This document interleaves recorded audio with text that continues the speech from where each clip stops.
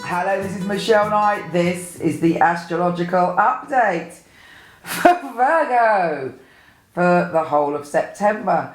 Now, this month should be in some ways slightly easier than the previous months. Having said that, we do have 2 cardinal grand crosses. Mind you, you've been a warrior lately. You've had to face a lot of situations and dealings, and actually you've had to go through a profound new understanding of yourself and others. It certainly has been a journey. So hopefully these 2 cardinal grand crosses are, a final level of understanding of any imbalances in your life. And the way through it is to be true to yourself, really look at your own shadow, look at your own stuff, really even more than other people's. And if you can do that, nothing can harm you, grasshopper. The first cardinal grand cross is making you look at how secure you feel in relationships, and also how your relationships are impacted by groups of people. The good news is you should be meeting a lot of very interesting people who want to further you in some ways. So that's very positive. But you also have to look at whether you can be self-destructive sometimes and go into a place of terror and fear. Uranus might bring up a primal emotion. Now you've just got to see this as really a test that you can pass from the universe. If you find yourself going a bit primal, a bit fearful, paranoid, intense, excuse me, allow yourself to say, do you know what, I have a choice in the way I respond to this. Other good news is it is on the 5th your very personal new moon. This is your brand new astrological new year, where it's a new start for you. You can make a wish, you can leap into it after the 5th going, this is my new beginning. Phew, I let go of the past 12 months and I start afresh with a clean slate.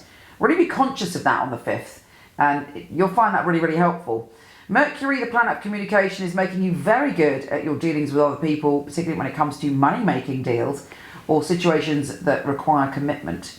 And Venus, the planet of love, is making you feel flirtatious and open, and that you really want to talk things through when it comes to love, and you're communicating. Don't intellectualize too much. Allow your heart in there as well. The second cardinal grand cross is allowing you some freedom and happiness, but don't do it as a reaction to someone else's behavior. Venus and Saturn are conjunct, allowing you to make a commitment to communicating differently in relationships. And the full moon on the 19th is really giving you a peak emotional experience when it comes to love. Obviously, if there's any emotional situations in your life you have to transform, that emotional peak may, just be very intense and bring to the surface what you need to do when it comes to love. If you're single, it's a great day to get out there and strut your stuff.